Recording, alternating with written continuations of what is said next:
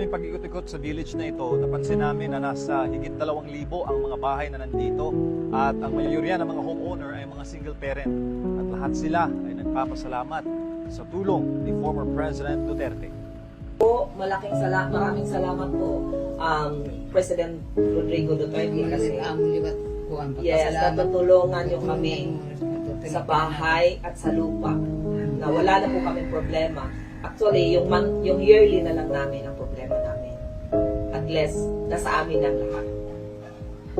Nagpapasalamat ako kay Duterte nga nagtagang kami pabahay pa ng mga anak na tanan nga may ada mga pabahay.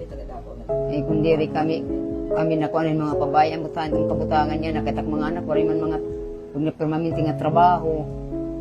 Okay, mamaya. Adi pa kami. Hindi ko ang kuan man trabaho tak mga anak ko may ada magpapatrabaho ang mga natira mga trabaho ani ko sa nga ada tululungon nagiinalom.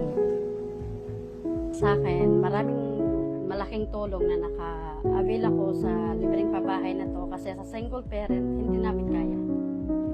Kaya ngayon, masasabi ko na lang is, sana marami pa siyang matulungan at pa-continue kung ano yung mga hangarin niya para sa mga katulad namin na may hirap. Yun lang po. Salamat din po ako dahil malaking tulong po ang bahay. Katulad din po,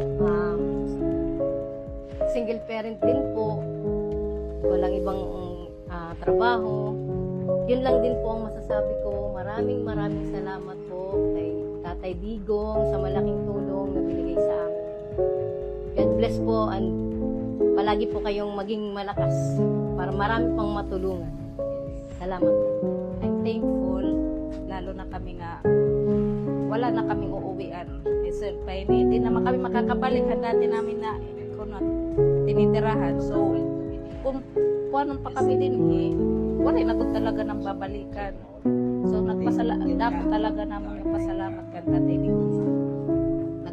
Tagaan talaga kami hindi kapabahay. Kung direte kang hinin, waray, hindi kami marunong kami na okoy. For example, mabalik kami hanamon kuan, hanamon kagaanak ako rin magyap kami bumalik kay sir pa may naman kami kanya-kanya pamilya na kailangan kami nagyapon it mag-provide tamon anak, tamon kuan pamilya. So kami to papasalamat gihap kami.